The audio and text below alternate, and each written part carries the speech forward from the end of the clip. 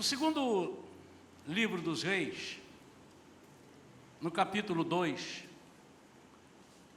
nós vamos ler alguns versículos, do 8 a 11, e depois nós vamos passear um pouquinho, tanto no primeiro livro dos Reis, como também no segundo, vamos dar um passeio em Josué, e eu creio que Deus tem algo tremendo para nós, tem para mim, se tem para mim, tem para você, tem para todos nós, amém? A Ele a honra, a glória, a majestade, a exaltação, só Ele é digno, só Ele é digno. Segundo Reis, capítulo 2, versículo 8 em diante, diz assim: Então Elias tomou seu manto, dobrou e bateu nas águas com ele, as quais imediatamente se dividiram e os dois atravessaram sobre terra seca. Assim que atravessaram, Elias propôs a Eliseu: Pede-me o que queres que eu te faça, antes que seja levado para longe de ti. Ao que respondeu-lhe Eliseu: Rogo-te que como herança, guarde isso daí, como herança, porção dobrada do teu poder espiritual. Rogo-te que como herança, porção dobrada do teu poder espiritual. Elias respondeu: Em verdade, pediste algo muito difícil. Todavia, se me vires quando eu for levado da tua presença, assim se fará contigo. Porém, se não conseguires perceber o meu arrebatamento, não se fará. Enquanto estavam caminhando e conversando, um carro de fogo, puxado por cavalos em chama, separou-os um do outro, e Elias subiu ao céu num redemoinho. Vamos falar com Deus? Me ajude em oração, esteja aí intercedendo pela minha vida.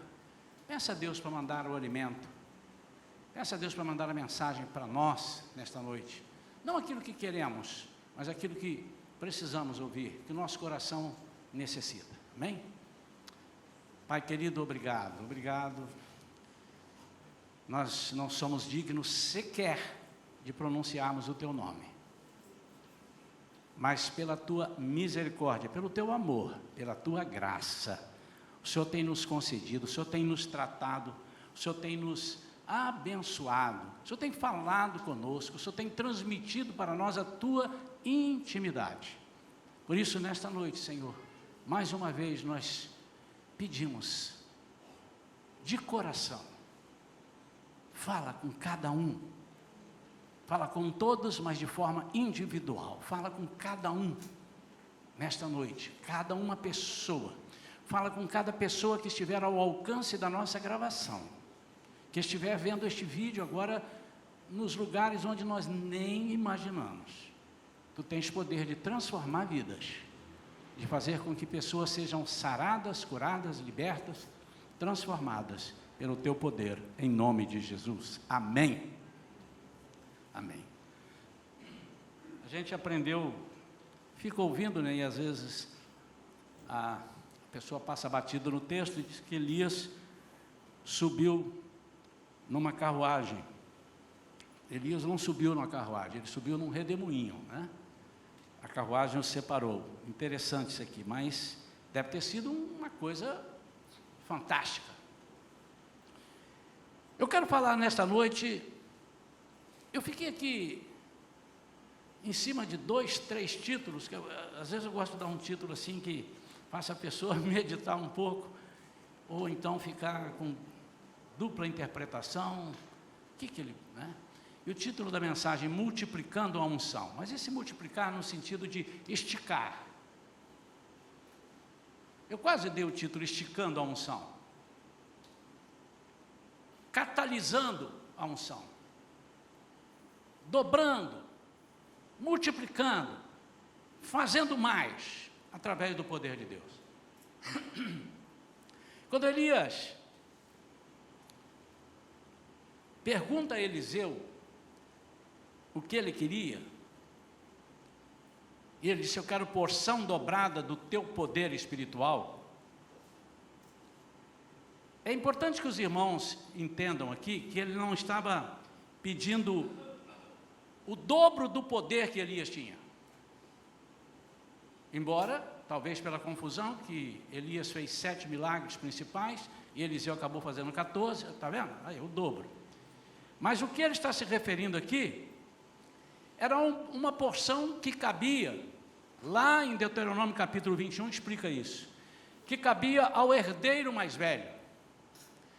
E esse herdeiro mais velho, ele recebia uma porção dobrada de tudo aquilo que a pessoa fosse deixar para os filhos. Ele recebia dobrado. Então, o que Eliseu está pedindo a ele aqui é o seguinte: faça-me o seu sucessor. Mas, além disto, nós vamos perceber o que Deus quer, o que queria para para Eliseu, e o que Ele quer para nós. Porque, embora tenha sido uma mensagem no Antigo Testamento, é algo que é aplicável e precisa ser nos dias de hoje, na nossa vida. Nós não devemos pregar uma mensagem do Antigo Testamento deixando a mensagem lá no Antigo Testamento. Mas também não podemos anular o Antigo Testamento e só pregar a mensagem do Novo Testamento. Mas quando nós nos referimos ao Antigo Testamento, em alguma passagem, nós temos que aplicar para aquilo que se vislumbrava, aquilo que se despontava, a vinda de Jesus, o seu reino e, consequentemente, o nosso trabalho, o desenvolvimento, né, do nosso ministério.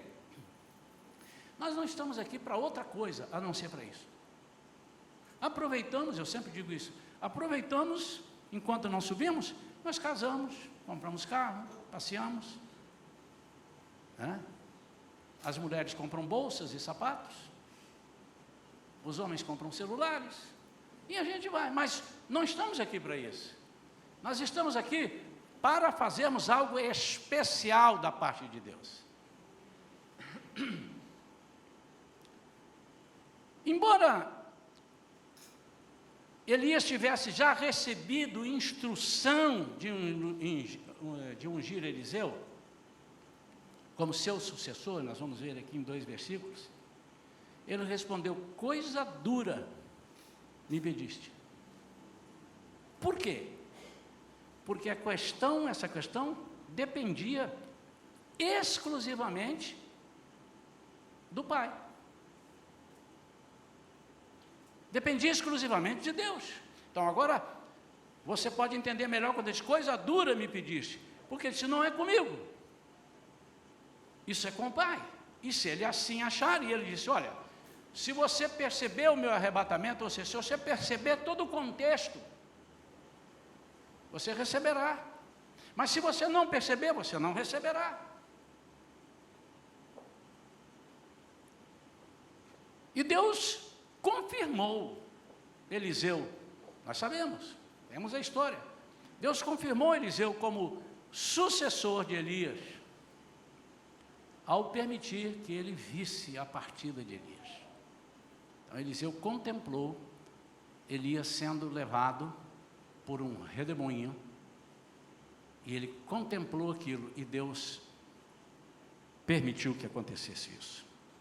Quando foi que Deus falou com Elias que ele iria ungir a Eliseu? Quando Elias estava macambúzio, sorumbático.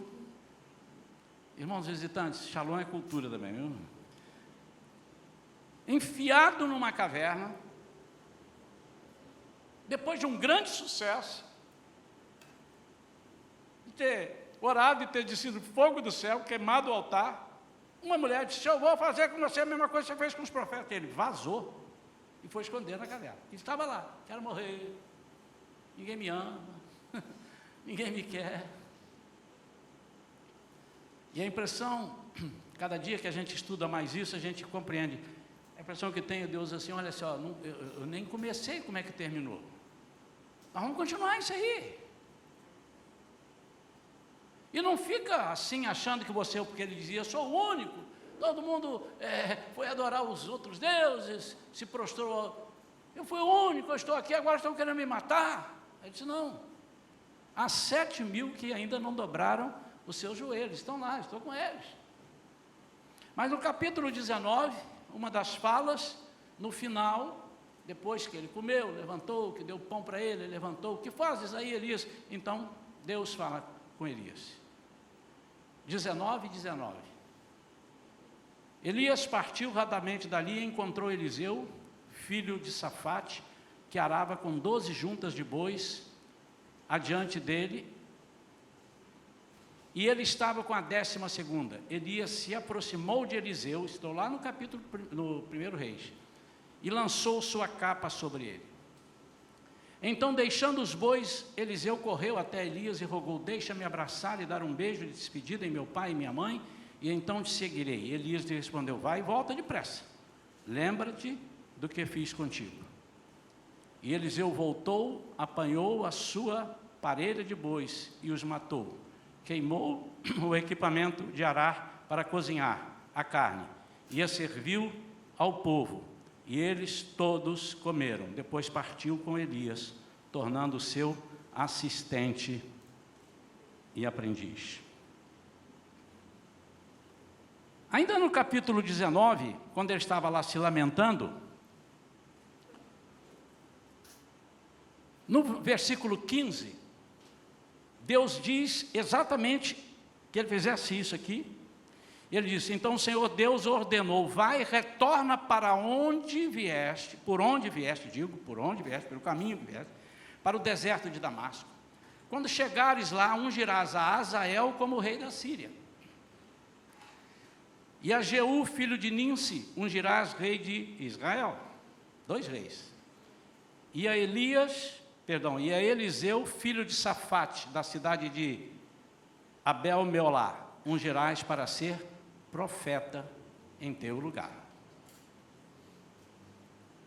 Irmãos, quando Deus nos chama para fazer alguma coisa, Deus pensa grande. Deus é um Deus de maravilhas.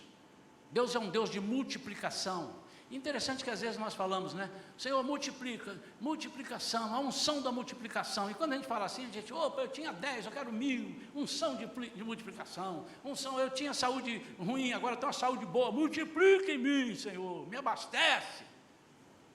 Está bem, você vai usufruir disso tudo, mas o que Deus quer é multiplicar o reino dele, multiplicar a obra dele, multiplicar o trabalho que ele tem contigo e com os outros que virão após você. Eu quero compartilhar aqui, então, 4 pontos com os irmãos, e um deles subdividido, para nós vermos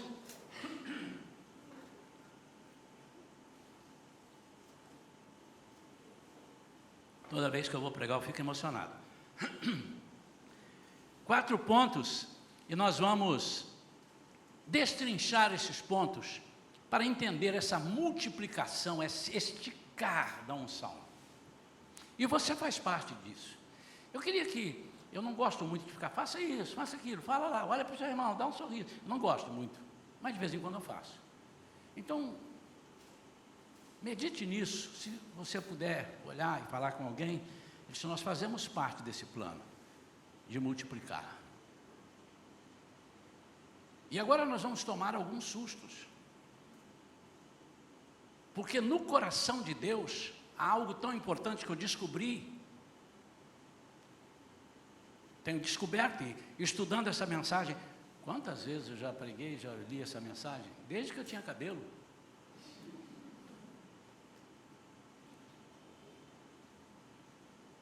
E cada dia a gente descobre coisas interessantes. Você vai ver, você vai tomar um susto. O que é que Deus espera de você? Deus não quer que você seja um sucessor. Deus quer que você seja um sucessor que estica, que multiplica. E aquele que vier depois de você, que seja melhor do que você, que multiplica e que estique e que catalise. Primeira coisa, todos nós deveríamos desejar essa porção dobrada da unção dos nossos líderes e das nossas referências. Por que domingo passado eu preguei aqui sobre perdendo a referência. Morre a referência para nascer a experiência. Lembra disso? Quem estava à noite foi a mensagem da noite. Se você não veio domingo à noite, você tem grátis, entra no YouTube e você vai pegar lá essa mensagem. Morrendo a referência e nascendo a experiência. Falamos em cima daquele texto de Isaías, no ano que morreu o rei Uzias. Então precisou do rei Uzias morrer para Isaías, que já era um profeta conceituado, fazer aquelas grandes coisas que fez a partir da morte do rei Uzias. E ali, quando eu saí daqui do culto, estávamos ainda ali lanchando, Deus falou assim comigo: domingo que vem você agora precisa falar de referência. Naquela mensagem, os irmãos vão de se lembrar que eu falava sobre a referência que muitas vezes nós colocamos e são impeditivos na nossa vida. Que nós, para seguirmos a Jesus, para fazermos alguma coisa, nós temos uma referência e fitamos os olhos neles e não largamos dali. E quando essa referência morre, nós podemos sucumbir. Quando essa referência nos é tirada, seja essa referência seja pessoa, sejam objetos, sejam algumas coisas, sejam interesses, são referências, e às vezes nossos pés estão estribados nisso, seja um conhecimento acadêmico, seja alguma coisa, quando nós nos estribamos demais nisso, nós podemos ser surpreendidos, quando elas não existem mais, por alguma coisa, por alguma razão elas nos decepcionam, nos frustram. E falei da referência boa, que nós devemos ter pessoas que são referências. Você lembra de alguém que foi referência para você? Eu lembro, já falei isso aqui algumas vezes. Ah, como eu me lembro. Me lembro porque foi um dia desse, eu era criança, tinha lá meus 4 anos de idade, e então isso foi há tão pouco tempo. E a minha professora da escola bíblica dominical, lá no interior do Espírito Santo, a Nieta. A Nieta, naquela época, já tinha uns 50 e poucos anos. Não, certamente não deve estar viva. Dona Antonieta. Eu cresci lembrando das histórias que ela contava da Bíblia, e a impressão que nós, crianças, e dentre as crianças, eu estou aqui, eu sou um pastor, o filho dela é um bispo lá em Espírito Santo, e outros que saíram dali, são crianças que tínhamos a impressão que ela andou com aquelas pessoas de quem ela falava.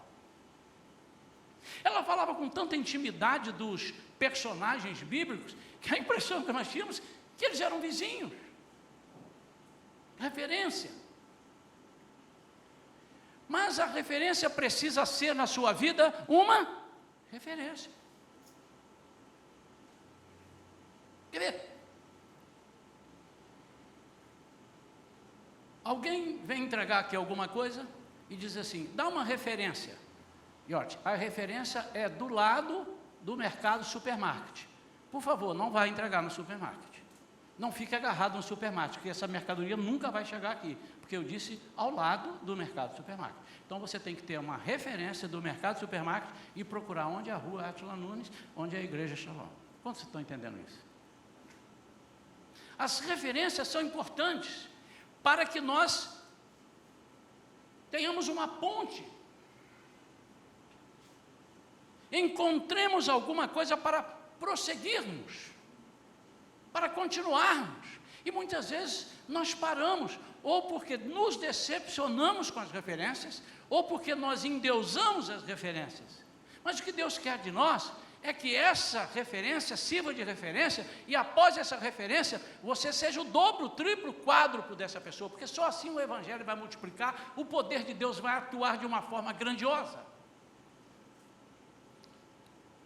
Todos nós deveríamos desejar uma porção dobrada da unção, do poder, da dedicação, do serviço dos nossos líderes, daqueles que te discipulam. Deus precisa de uma geração ousada. Ouça isso, jovens. Cadê os jovens? Só os bonitos, os feios não precisam levantar a mão. Os jovens, faz assim comigo. Amém. Oh, você não é jovem, não, você lá atrás, enfim, os jovens. Deus precisa de uma geração ousada que busque ir além dos seus líderes. Isso não significa ser superior a eles. Deus não mede dessa forma. Significa fazer mais, esticar, dar mais visibilidade, multiplicar, ser mais visto ainda o poder de Deus. Pastor, mas o senhor está pedindo uma coisa que não é bíblica, então vamos para a Bíblia. E vamos para o Novo Testamento. E vamos para uma referência. Vamos falar de Jesus? Vamos lá. João 14, 12. Joga na tela. Isso não tem nada a ver com aquele negócio que você ouve, né? Põe na tela. João 14, 12. Olha o que é que diz lá. Em verdade, isso é Jesus que está falando. Vos asseguro que aquele que crê em mim fará também as obras que eu faço. Então, falar as obras que eu faço. Mas o versículo não termina aí. E outras maiores fará. Irmão, meu Deus do céu, deixa eu me esconder aqui. O que Jesus está dizendo é que nós vamos fazer mais. Mas não é porque somos superiores a Ele. Porque Ele disse que o poder, todo o poder é dEle. Todo o poder, no céu, na terra, debaixo da terra, onde qualquer, o poder é dEle. O que nós vamos fazer mais é porque, primeiro, nós vamos multiplicar. Segundo, está ali, porque eu vou para o meu Pai.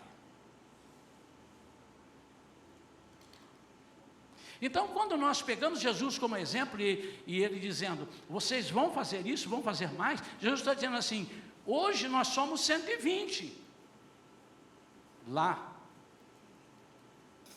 no início da igreja, a igreja era de 120 pessoas. Diz a Bíblia, lá em Atos dos Apóstolos. Será que somos um pouquinho mais de 120 hoje? Quantos milhões espalhados? Só aqui no Brasil, 40 e poucos milhões, segundo o último estatístico, 50 milhões de evangélicos cristãos. Eu não estou aqui entrando em denominações e nem religiões, aqueles que professam, fora aqueles que não são chamados de evangélicos, mas que creem em Cristo, que Ele é o Filho de Deus, que Ele morreu para nos salvar e tudo. Então, multiplicar é isso. Eu não posso me contentar, o que Deus espera é que nós não nos contentemos. Por isso que Eliseu disse assim, passa para mim aquele lance de uma unção dobrada, uma unção, uma porção do seu poder, o dobro do seu poder. E ele disse aqui, por herança. Vocês viram o que eu li? Diz aqui.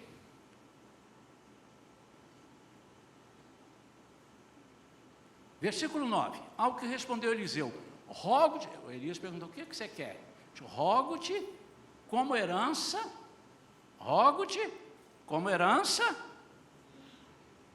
porção dobrada de teu poder espiritual. Eu quero ser. Mas é interessante que a boca fala do que o coração está cheio. E Eliseu tinha esse coração. E ele sai dali naqueles versículos que eu li no capítulo 19, os últimos versículos 19, 20 e 21, ele sai dali para ser inicialmente assistente. Ele precisa seguir os passos, são referências, mas ele quer mais. Segunda coisa, a porção dobrada é destinada a pessoas que revelam certos valores que agradam a Deus. Será por que eu tenho pedido e não tenho recebido, pastor Isaías? Não sei, eu não vou te julgar, mas será que você está enquadrado aqui nesses revelar certos valores que agradam a Deus? Pessoas que revelam atitudes especiais em suas vidas. Pessoas que revelam atitudes como determinação, disponibilidade, coração ensinável, não a mim, a disponibilidade é a Deus. Perseverança, que estão empenhadas em produzir algo proveitoso para o reino. Em suma, pessoas que tenham visão do reino. O que Deus quer de nós é que nós tenhamos visão do reino. Que que nós saiamos da nossa casinha, da nossa mesmice, que aqui é melhor, que eu sou melhor do que aquele, que eu faço isso melhor do que o outro. O que Jesus quer dizer assim, eu faço mais porque Deus me deu para fazer mais, porque Ele tem pressa. E se no passado se salvou aqui 1000 pessoas, os meus sucessores precisam salvar 2000, 3000. É isso que Deus quer. Nós não podemos ficar na mesmice. Eliseu estava lavrando a terra com seus bois, e Elias lançou o seu manto sobre ele. Deus não chama ociosos, Deus não chama. E infelizmente, irmãos, é uma triste realidade, as pessoas não compreendem que Deus não quer que você fique à toa 24 horas por dia a serviço dEle. Conheci um judeu, e alguns irmãos aqui conheceram, convertido a Jesus. E quando ele foi convertido, ele foi curado, deu esse testemunho numa antiga igreja que nós estávamos, e ele disse, agora eu preciso fazer algo, porque eu não fiz nada, eu quero recuperar o tempo perdido, eu quero dobrar, eu quero triplicar. Mas esse homem, ele era muito ocupado, ele era o presidente de uma empresa, ele não tinha tempo para nada, ele acordava de manhã, tinha que ler os jornais e tal, e fazer as coisas que tinha ali, programar a agenda dele, ir para o trabalho, e voltava tarde da noite, mas ele arranjou um jeito. Ele disse, a partir de hoje eu não trabalho mais com o meu carro, eu vou de táxi. E todo motorista de táxi que eu pegar, eu vou falar de Jesus. E segundo ele, e segundo as pessoas comprovaram que conheciam, no fim de um ano, ele tinha alcançado para Jesus mais de 300 pessoas. Você já percebeu que Deus quer usar a sua contabilidade, o seu serviço de contabilidade, o seu serviço de professor, o seu serviço de médico, o seu serviço de profissional liberal, o seu serviço de encarregado de obras, de alguma coisa, porque Deus vai te introduzir no lugar que alguns outros não podem ir.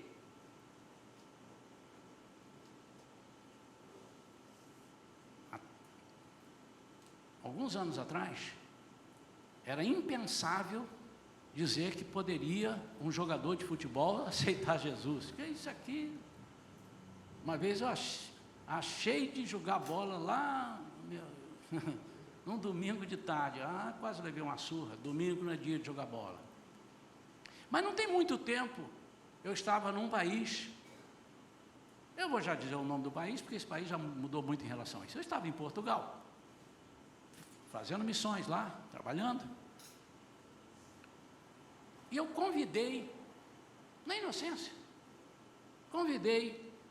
um pastor que estava me hospedando, disse assim, olha, hoje nós não temos trabalho nenhum, é uma segunda-feira, e tem uma reunião com os atletas de Cristo, e eu conheço o líder deles, nosso irmão Zique, pai do Rafael Alt, e ele me convidou, ele está aqui, ele soube que eu estou aqui, ele disse, vem aqui, ele disse assim, irmão, isso não vai cair bem para mim, eu vou meter o pé na argola, pá. Eu falei, mas por quê? E pá, como é que você pode imaginar que um jogador de futebol pode ser aceitar Jesus? Jesus vai salvar.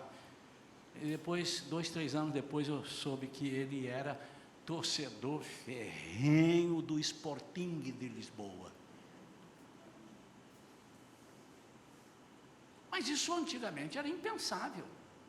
Agora, eu quero te fazer uma pergunta. Existe alguém aqui que tem facilidade para entrar dentro do clube de regatas, tal, do Flamengo, do Vasco, do Botafogo e tal? Se você não pertence àquele ambiente, será que eles vão te deixar? Eu quero entrar aqui. Quem é o técnico? Sou eu. Escuta, eu quero entrar aqui para pregar o evangelho. Rapaz, tem tempo de pregar o evangelho aqui? Mas Jesus usa você como um jogador, para ali dentro do vestiário, ali dentro do campo de treinamento, você poder falar de Jesus. Irmãos, eu estou fazendo uma síntese para dizer o seguinte, nós temos que parar com esse negócio de dizer que nós estamos ocupados. É por isso que Jesus te chamou, porque Ele só quer os ocupados. Nos lugares que você for, você precisa ser um multiplicador.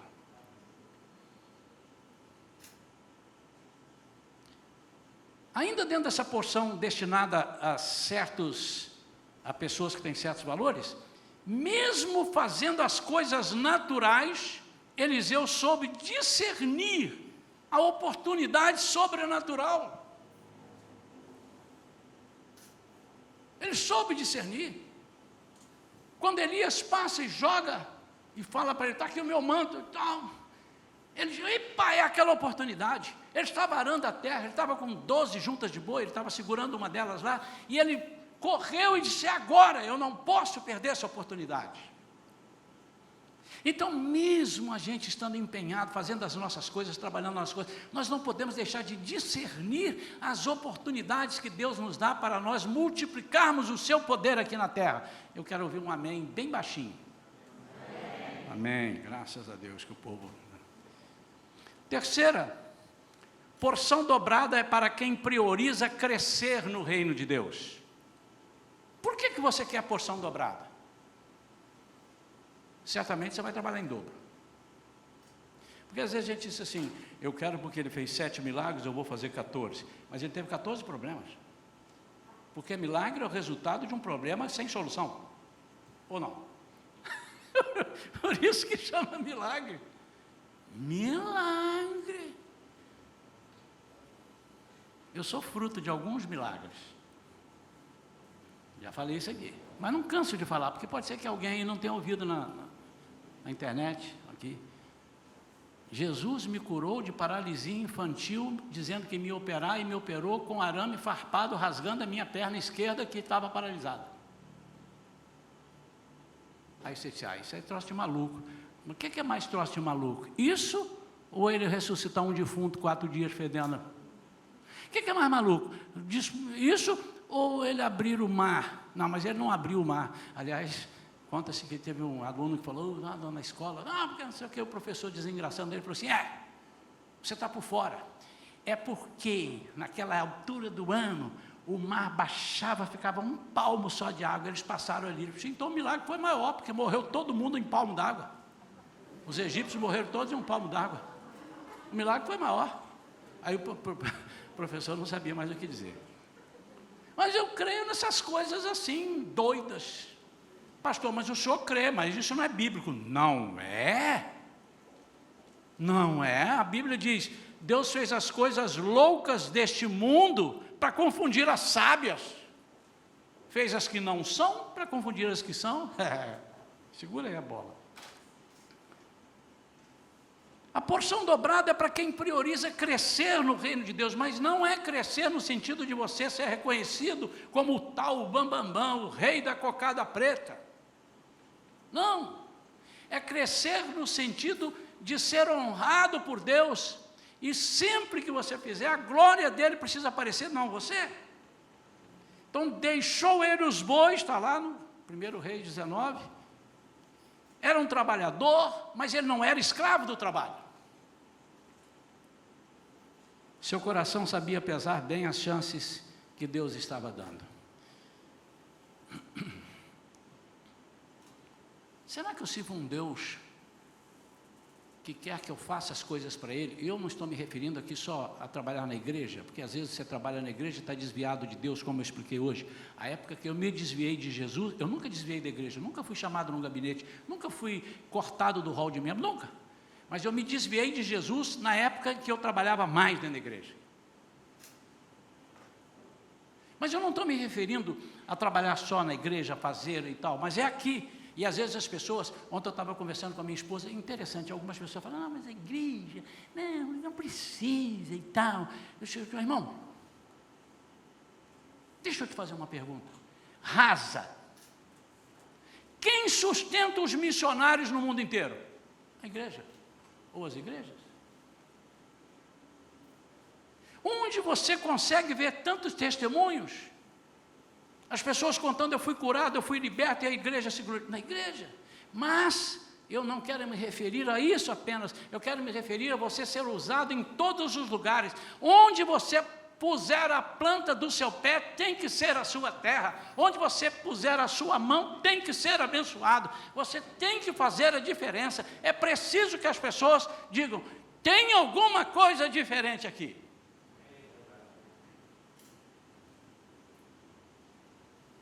Visitantes, eu não estou bravo não, eu estou feliz demais. Ele não era escravo, e quantas oportunidades nós já perdemos, porque somos escravos, às vezes, do nosso trabalho. Somos escravos de algumas outras coisas que nós fazemos que nos impedem de servir a Jesus. Repito, não necessariamente aqui na igreja, mas principalmente fora da igreja. Quem está com a cara enfiada e agarrado nas suas dificuldades, nas suas preocupações e ocupações seculares, são impedidos de enxergar as oportunidades sobrenaturais que Deus lhe dá. Aconteceu, estou lembrando aqui agora, eu era gerente de um banco lá em São Paulo. E esse banco, ele era muito forte em caderneta de poupança. E naquela época, alguns irmãos aqui mais antigos vão lembrar, a caderneta de poupança não é como hoje. Hoje, qualquer dia, você coloca lá, todo dia você abre uma conta. Não, aquela era nos primeiros 5 dias do trimestre, janeiro, abril, julho e outubro, ela rendia juros e correção, você tinha que sacar dentro daqueles 5 dias. Se você não sacasse, você perdia tudo do trimestre.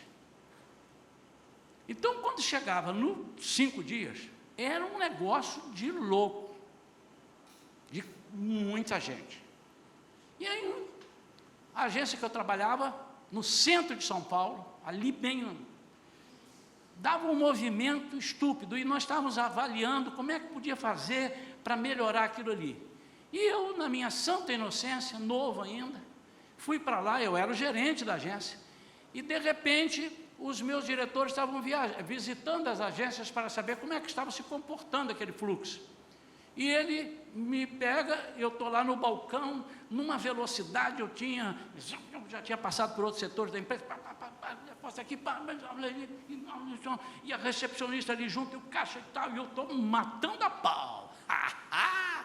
E os diretores estavam lá, e tinha um que tinha um cachimbão, paletó traspassado, paulista 4 centão, aquele cara assim, boníssimo, fumando cachimbo e me olhando e rindo de mim.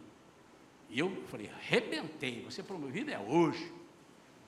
Quando deu uma folga, esvaziou, ele me chamou no canto e falou assim, Zazá, vem cá. Ele me chamava de Zazá, Zazá, vem cá.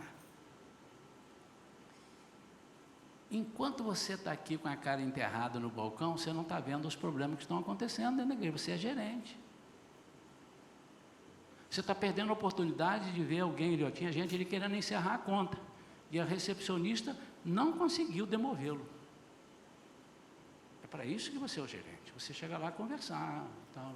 Então, se você... mas você é para algo mais, você é o gerente.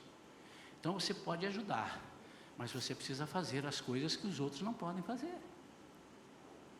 Então, amados, às vezes nós estamos ali, dando um duro, somos envolvidos com tanta coisa que não percebemos Jesus dizer, fulano, me chamou, fulano, terceiro, não sou eu que estou te chamando, Eli, não sou eu que estou te chamando, só se for, hein?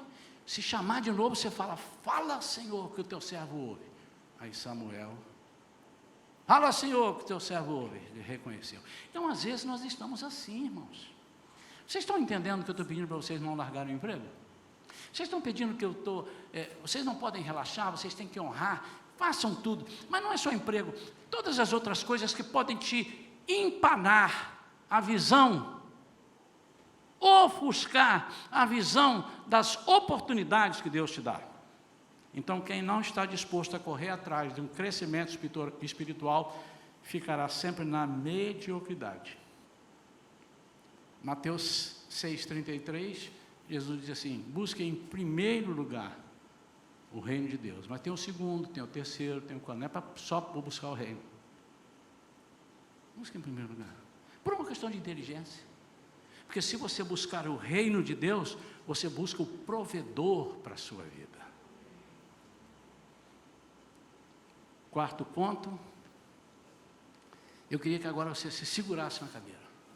Aperte o cinto aí, para não sair. Vamos lá. Para ser um sucessor, para você ter uma porção dobrada, é preciso vivenciar algumas etapas na sua vida, do tipo, pagar o preço. Mas, calma, não é o preço que você está pensando. Esse Jesus já pagou para você. Às vezes, a gente olha, quantas vezes eu já não olhei, quantas vezes você já não olhou uma pessoa, um pregador, ou um cantor, ou um professor, isso, da escola bíblica dominical, um missionário. Puxa vida, eu queria ser igual a ele. Primeira coisa que eu quero te dizer, Deus não faz ninguém igual a ninguém, por isso que o nosso valor é altíssimo, nós somos obra-prima, diz a Bíblia. Você sabe por que um quadro desses pintores, Picasso, Da Vinci, por que é muito caro? Porque não tem xerox, é um só. Não existem dois Isaías, aqui na igreja tem um, e para não ter confusão, o dele é com S, o meu é com Z. Não tem dois Isaías, não tem dois Francisco Reis, pode ter no nome, mas você sabia disso, que você vale uma fortuna porque você não tem cópia? Uau, você não sabia disso, ou não lembrava. Valorize-se mais, meu amado. Você é obra-prima feita por Deus. Mas vamos continuar aqui. Buscar primeiro o reino de Deus é buscar em primeiro o reino de Deus.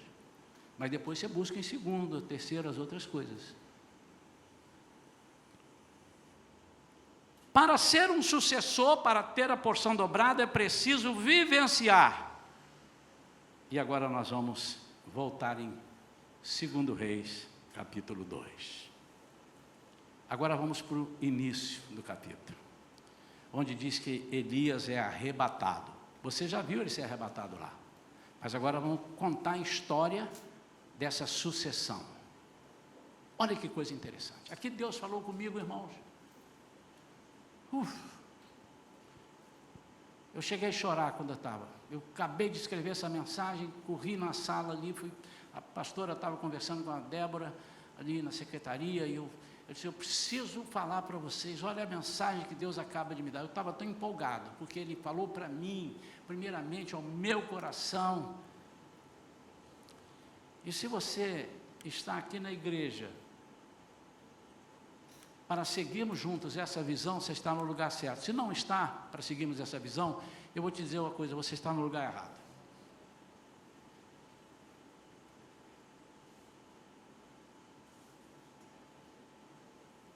Essa é a história, capítulo 2. Essa é a história de quando o Senhor levou Elias aos céus em meio a um redemoinho. Elias e Eliseu saíram de Gilgal. Versículo 2. E no caminho ordenou-lhe Elias, aguarda aqui mesmo, porque Yahvé, o Senhor, está me enviando a Betel. Fica aqui, eu vou a Betel. No entanto, Eliseu respondeu, tão certo como você vive, tão certo como vive Yahvé, o Senhor, e como tu vives, não te deixarei. E por isso desceram juntos para Betel. O que é Betel? Você sabe a tradução de Betel? O que é Betel? A casa de Deus. Elias disse, eu vou para a casa de Deus. É como se ele estivesse dizendo, quero fazer essa comparação, essa analogia. Fique aqui porque eu vou para a casa de Deus. Ele disse, não, se eu quero uma porção dobrada, eu quero ir para a casa de Deus. E o que significa Betel, casa de Deus? Significa lugar de encontro com Deus. Lá em Gênesis capítulo 28, foi ali que Jacó, foi ele que deu esse nome, esse lugar será chamado Betel, porque aqui eu me encontrei com Deus. Foi ele que colocou, depois de ter deitado a sua cabeça numa pedra como o travesseiro fosse, e teve uma visão maravilhosa, uma escada, e subia e descia, e Deus falou com ele tremendamente. Por isso aquele lugar é chamado lugar de Deus, casa de Deus. É lugar de promessas de Deus para a posteridade. Se você quer ser alguém, um sucessor, um multiplicador, você precisa estar dentro e no centro das promessas de Deus para a posteridade. Gênesis 28, versículo 13. Gênesis 28, versículo 13.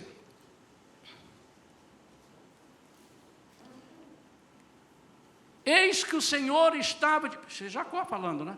Eis que o Senhor estava de pé diante dele e lhe anunciou: eu sou Yahvé, o Deus de Abraão, teu pai, o Deus de Isaque, a terra sobre a qual dormiste, eu a dou a ti e à tua descendência.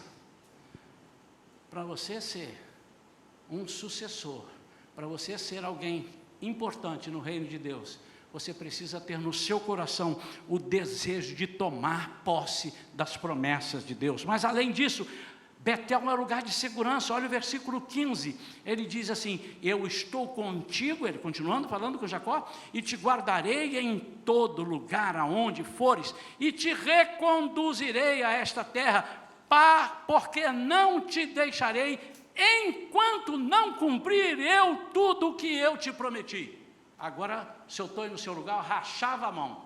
Ei, não volta enquanto eu não cumprir tudo o que eu te prometi.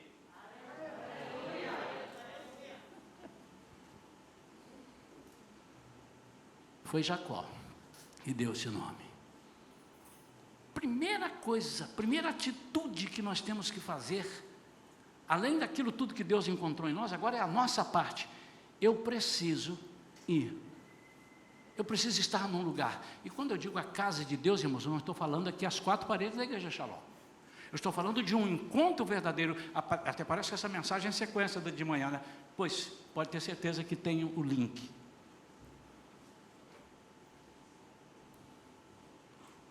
Continuando. 2 Reis. Olha o que vai acontecer agora. Versículo 4, então Elias lhe ordenou: Eliseu, fica aqui, pois Yahvé está me enviando até Jericó. Porém ele respondeu: juro por Yahvé, o nome do Senhor, e por tua vida, que não me separarei de ti. E assim desceram juntos a Jericó. O que é Jericó? Quando eu comecei a orar, falei: Senhor, tem alguma coisa aqui que está embutida aqui dentro. Pum, saltou aqui. Ele disse assim: toda vez que você lembrar em Jericó, você lembra de lugar de desafio. Vamos lá.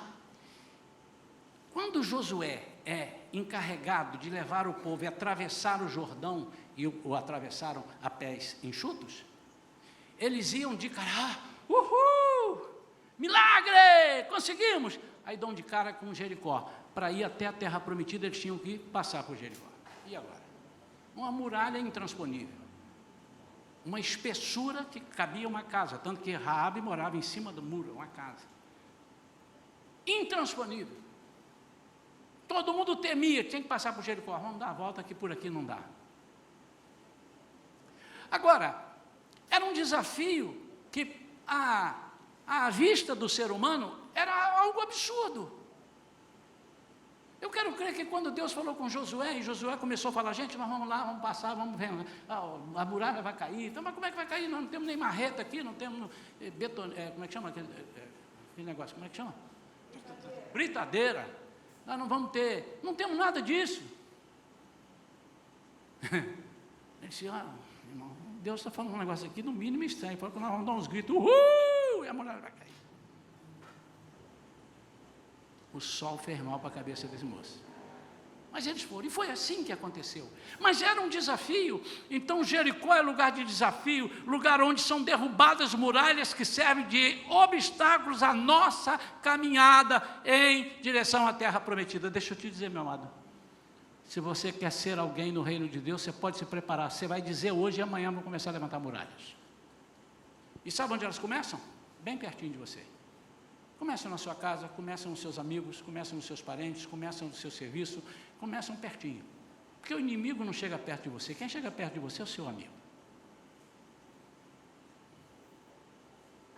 É um lugar de conquistas, mas conquistas através do quê? Da obediência. Por que a muralha caiu, irmãos? Caiu porque eles obedeceram. E teve uma das voltas, Josué disse: agora Deus falou para mim para andarmos e não darmos um pio. Obedeçam. Talvez se eles começassem: rapaz, eu fico pensando, eles dando volta em volta da muralha, E aí o curioso disse assim, quantas voltas nós demos? Nós estamos no 5º dia. Deixa eu olhar aqui discretamente. Ô, José, dá um tempinho aqui que eu vou me encostar aqui. Rapaz, mas não tem nenhum trinco na muralha, não trincou nada, esse negócio não vai cair. E quando chega no último dia, tinham que dar 7 voltas, já tinham dado 6, então 12 voltas já tinham se dado, na dica de nada. Dá uma vontade de voltar, irmãos, isso eu acho que Deus não falou não. São obstáculos. Mas ele disse, não falem nada. E eles obedeceram. Juntos para Jericó, porque Jericó representa na nossa caminhada lugar de conquistas, lugar onde as muralhas são derrubadas, lugar de obediência, lugar onde devemos destruir os inimigos de nossas vidas. Deus falou assim, vai lá e arrebenta com tudo. Ninguém vai ficar, a não ser aqueles que eu salvei, por isso, e Raabe é uma delas. Aqueles que querem. Elimine da sua vida todos os seus inimigos, e você vai ser um sucessor, catalisador, esticador, multiplicador. Por último, versículo 6, eles continuam. E em seguida Elias disse-lhe, aguarda aqui, porque Yahvé está me enviando ao Jordão.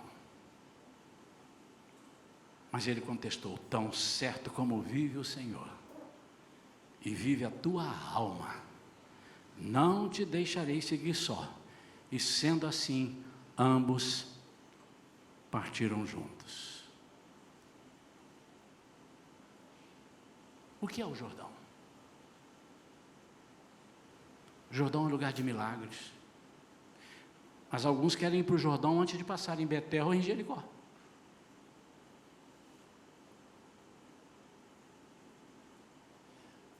Irmãos, o ser humano é tão ávido por milagres, que se eu colocar uma faixa aqui, amanhã, segunda-feira, que não é dia de culto, vai aparecer alguém aqui que vai fazer milagres. Quem não tem dinheiro vai ter dinheiro, quem não tem dente vai ter dente, quem está faltando sapato vai ter sapato, quem tem câncer vai deixar de ter imediatamente. Irmãos, nós vamos ser punidos pela prefeitura, porque vai encher isso aqui de uma tal forma. Por quê? Mas é pecado ter milagre? Claro que não. Mas quando nós vamos atrás do milagre só pelo milagre, não tem sentido. Porque o maior milagre é a nossa salvação. E se você não enxergar isso, todas as outras coisas que você pode experimentar, não te levarão, quem sabe, a lugar nenhum. Ou, certamente, não te levarão a lugar nenhum, se você não tiver esse princípio. Você conhece alguém que não serve a Jesus, que não é, vamos falar, que não é crente, na nossa linguagem, e que já ganhou um milagre, já foi curado, já recebeu uma bênção, um negócio assim, não tinha dinheiro, caiu do céu, 2 milhões na conta dele. Você conhece alguém? Ou já ouviu falar? É possível isso, irmãos? Não é antibíblico, não? Mas isso quer dizer que ele ganhou a salvação? Não. Porque Deus tem uma coisinha chamada misericórdia e bondade. E a Bíblia diz que a misericórdia do Senhor é a causa de não sermos consumidos, e diga mais, que renova-se a cada manhã. E muitas vezes nós estamos querendo uma coisa que é perecível. Não é, não. Mas muitas vezes nós queremos o milagre, nós queremos a solução antes de passarmos pelo processo. E quando nós passamos em Betel, quando nós passamos em Jericó, nós deixamos muitas coisas. E às vezes em Jericó nós temos que lutar muito e quase ficamos no meio do caminho. Foi o que aconteceu com Acã. E Deus falou, não tirem de nada de lá. E ele, quando viu umas capas da Babilônia muito bonitas, devia ser realmente uns tecidos, ele pegou e levou, isso aqui não vai fazer falta para ninguém, e levou para casa e jogou debaixo do tapete, guardou lá, escondeu. Todo o exército de Israel foi amaldiçoado, foi penalizado por causa da desobediência. E como é que nós queremos ter milagre? Aí tinha um milagre à frente. O milagre que tinha passado era muito grande, a derrota de Jericó. E agora eles têm um milagrinho pequenininho que tinha para acontecer, a derrota de Ai. E eles levaram uma corrida dessa cidadezinha pequenininha. Por causa da desobediência. E Deus falou por quê? Entre vocês tem anátema, tem desobediência. Lugar do agir tremendo de Deus, juntos no Jordão. O agir de Deus, lugar de marco de gerações futuras sobre os feitos de Deus no passado. Abra em Josué, para a gente concluir aqui. Meu Deus, que coisa linda. Em Josué, no capítulo 4, do versículo 21 a 24, você vai ver que orientou Josué aos israelitas: quando no futuro vossos filhos indagarem os seus pais, que significam essas pedras, explicareis aos vossos filhos. Deus falando com Josué. Israel atravessou esse Jordão em terra seca. O que acontece quando eles vão passar? A arca do Senhor passa junto com os sacerdotes. O Jordão estava entupido ali. Água para todo lado, já não. E quando eles colocaram os pés, que molharam os pés, o Jordão se abriu. E os sacerdotes, junto com a arca, ficaram no centro do rio.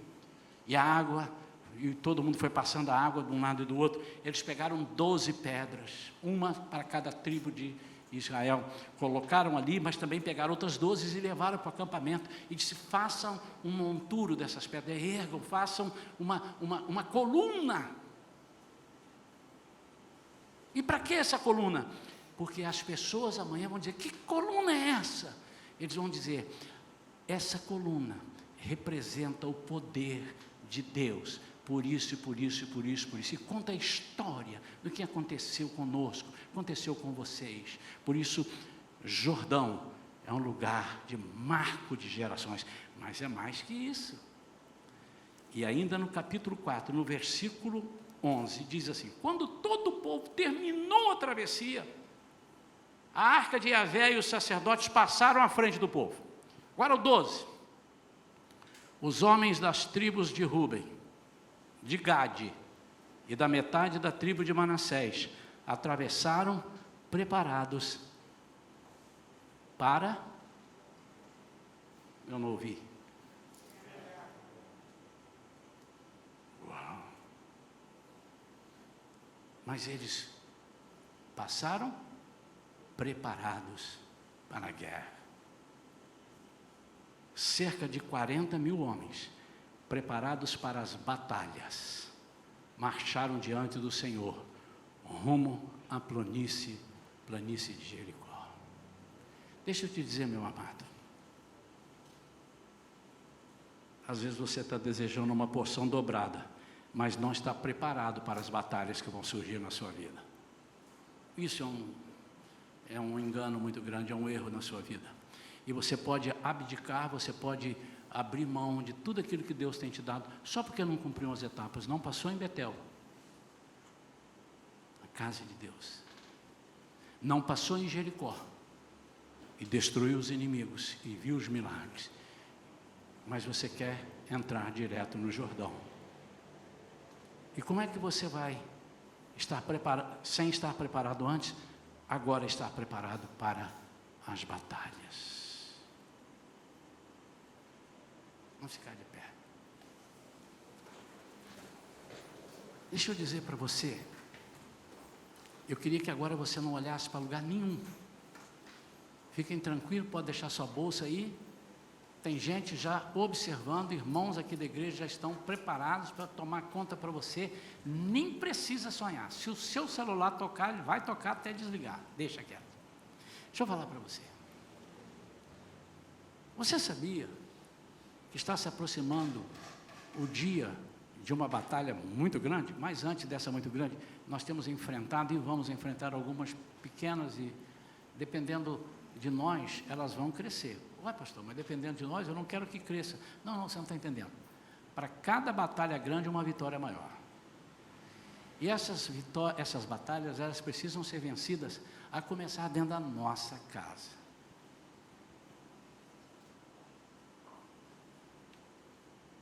Dentro da nossa casa.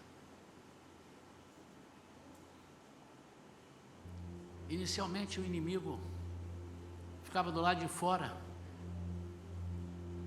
Se você estudar as cartas, as 7 cartas de Apocalipse da igreja, Cristo às igrejas da Ásia Menor, você vai ver que as 3 primeiras eram palavras de Deus sobre aquilo que estava ali fora, na cidade, nos arredores. Quando o diabo percebeu que ele não conseguia, ele veio para dentro da igreja. A partir da quarta, ele vem para cá. Ele vem para nós. Quando ele percebe que ele não está conseguindo, ele tenta entrar dentro da sua casa.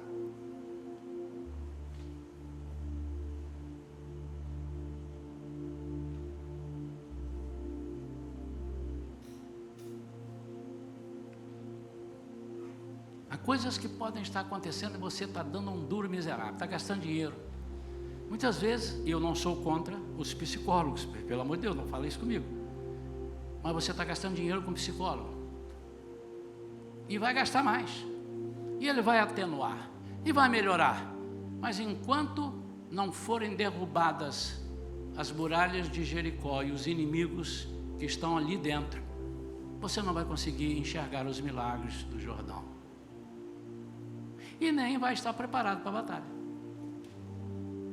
Qualquer pedradinha vai te derrubar. Quantos entendem isso, irmãos? Eu quero nesta noite orar por você. Eu vou orar. Irmãos, às vezes a gente faz um apelo, chama aqui, vem aqui à frente, as pessoas ficam, mas sei lá, será que depois o meu nome vai mandar para o cartão de crédito, para me mandar mala direta? Não, irmãos, olha só. Se eu estou precisando de resolver um problema, se você souber que tem um problema que você pode resolver e disser assim, olha, só tem uma solução, você vai ter que ir amanhã, segunda-feira, no Pão de Açúcar e subir sem o bondinho, você vai ter que dar o seu jeito. Quando você chegar lá em cima, o seu problema está resolvido, garantido. Quando você chegar lá, você muito provavelmente vai ter uma fila na sua frente, querendo fazer a mesma coisa que você. Mas às vezes a gente assim, mas irmão, larga isso de lado. Mas hoje eu quero orar por todos. Mas eu quero franquear o altar.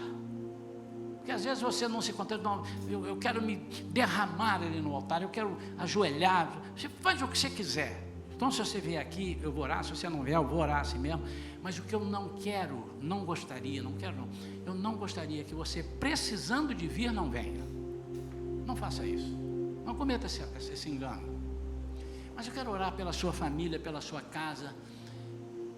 Mas, primeiramente, eu quero que você coloque a sua vida diante de Deus e diz, Senhor, eu quero catalisar, eu quero multiplicar. Eu quero esticar. Nós estamos preparando uma geração para assumir essa igreja e fazer 10 vezes mais do que essa que está aqui atual fazendo, tem feito. Nós queremos preparar.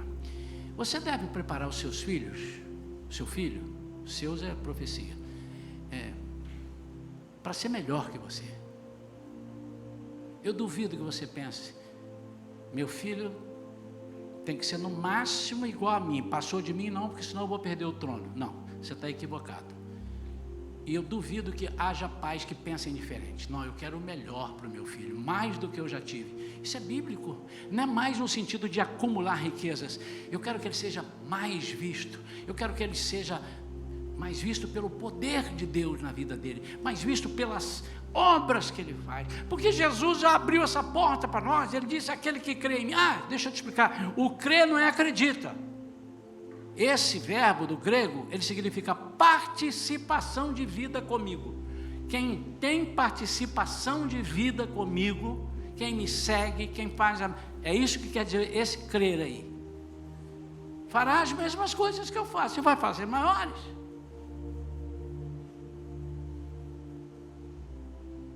Sabe por que talvez alguns filhos estão precisando de ir para o psicólogo e os pais já estão entregando para os vizinhos, entregando para os outros tomarem conta, entregando para a televisão, entregando para o celular? Porque nós não estamos ministrando uma unção dobrada sobre a vida deles. Eu quero te aconselhar, ore pelo seu filho, deixa ele dormir, se ele não fica meio assim acanhado, então deixa ele dormir, vai lá na cama dele e põe assim, você tem a mente de Cristo. Põe a mão na cabeça dele. Faça isso todo dia. Você tem a mente de Cristo. Eu profetizo, você tem a mente de Cristo. Vai-se embora toda a desobediência, ou eu não me chamo Isaías Mendes. Você tem a mente de Cristo. Ele vai deixar de pensar raso, pensar coisas promíscuas. Você não vai precisar de ficar preocupado. O que é que meu filho está vendo? Isso ali, prende dali, porque o Espírito Santo vai cuidar disso. Ou, se você não crê nisso, irmão, eu te aconselho, vá seguir o outro Deus, que esse não é capaz de fazer, então vai pegar um outro Deus aí. Essa é a unção dobrada que eu quero que você pegue. Que você, agora eu vou orar, e eu quero que você esteja colocando seus filhos, aqueles que você vai ter, se você não tem, seu marido, aquele que você não tem, mas vai ter, sua esposa, seja o que for. Você diz assim: eu quero algo superior no céu. Vocês entenderam o que é ser superior, tá? Eu quero algo, mas eu quero dobrar, eu quero triplicar. Posso pedir? Peça: Senhor, me dá 4 vezes mais. Se há alguém que deseja vir ao altar, pode vir. Se não deseja, não vem. Mas se você precisa vir e não vem, aí é chato. Mas eu quero orar. Olha para mim. Tem alguém que quer vir aqui? Eu já vou abrir a porta agora. Pá, pode vir. Pode vir. Pode vir. Eu vou dar espaço para as pessoas virem. Eu vou orar por todos, mas eu quero... Você vai entender a presença do altar. Você vai entender a força do altar de Deus. Vem cá. Se você está aqui, e seu marido ou sua mulher também está aqui, eu queria que o marido e mulher...